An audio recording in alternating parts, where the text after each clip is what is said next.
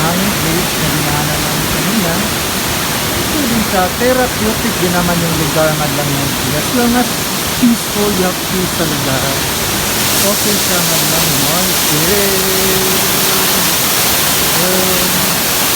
At dahil medyo yung mga kasamahan natin all the time nagmamadali, ito yung dadaanan natin. And of course